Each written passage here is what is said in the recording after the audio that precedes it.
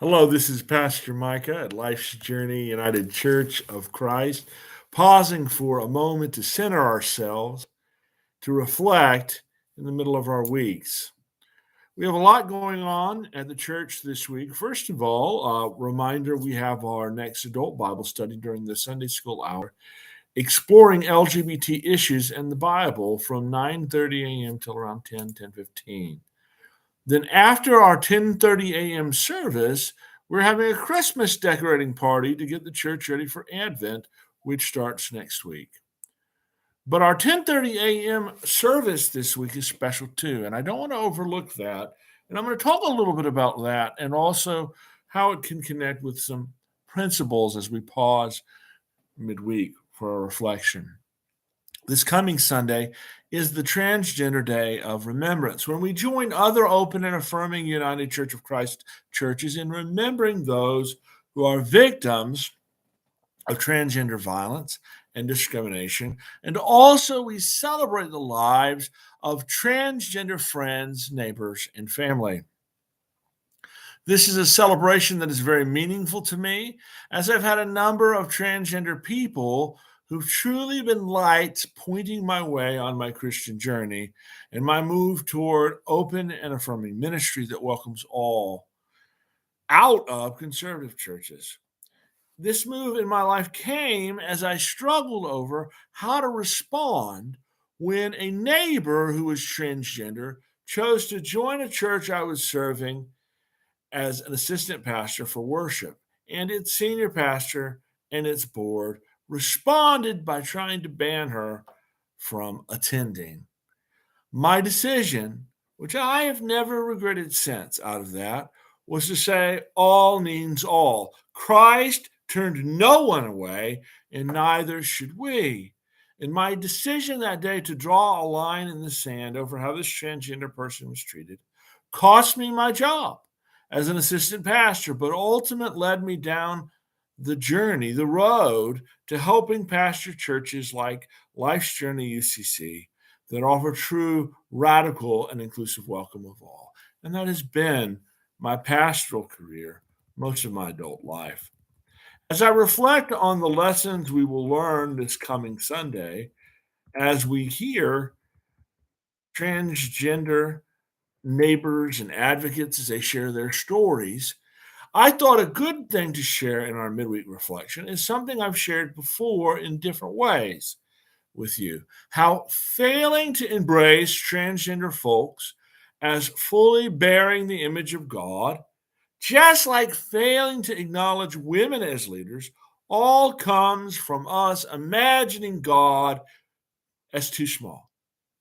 You see, God is not some white man in the sky, but in the Bible exists beyond the boundaries of gender and color. You could even say God is transgender. Often because we are taught to pray to God as our Father who art in heaven, and because God appears as Jesus, a man in the Bible, people make the mistake of thinking of God as some man in the sky. People equate what our society labels male or masculine traits with strength of character, and sometimes, even without noticing it, we can fall into looking down on other qualities and those who embody them as less impactful or important. Yet, there have been church saints from time immemorial, like Julian of Norwich, who are quoted as saying things like this: just as God is our Father, so God is also our mother. This approach of not thinking of God in any way but as masculine could not be further from the truth. Instead of depicting God as only male, often the Bible depicts God also in feminine terms. In Deuteronomy 32:11 through 12, God is described as a mother eagle, like the eagle that stirs up its nest and hovers over its young. So God spreads wings to catch you and carries you on pinions or feathers. In Deuteronomy 32:18, God is pictured as the one who gives birth, clearly a female image. You are unmindful of the rock that bore you. You forgot the God who gave you birth.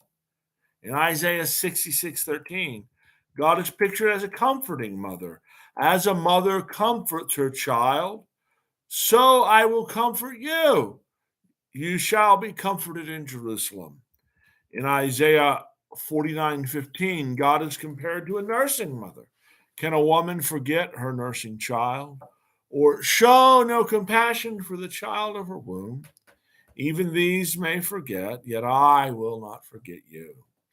In Isaiah 42:14, God is pictured as a woman in labor. For a long time, I have held my peace. I've kept myself still and restrained myself. Now I will cry out like a mother in labor. I will gasp and I will pant. Yes, God is our Father, but God is also our mother.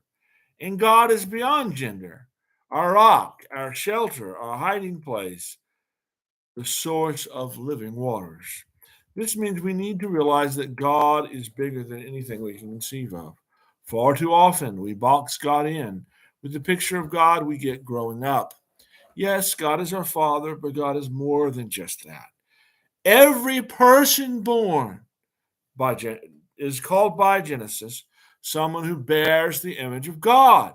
That means God is big enough to be present in and with every kind of person ever born, black or white, male or female, cisgender, yes, but also transgender or gender nonconforming, rich or poor, any and everyone. All means all. There's not a person we encounter who cannot, if we have an open heart, point us to God.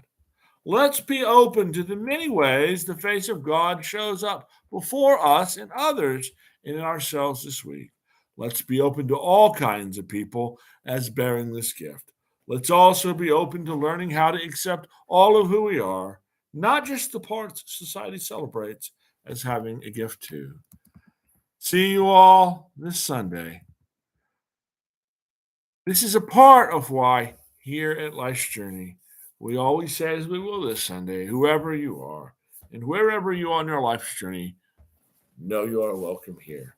I hope to see you this Sunday in worship, and I hope that you have a great day and great rest of the week. God bless you all.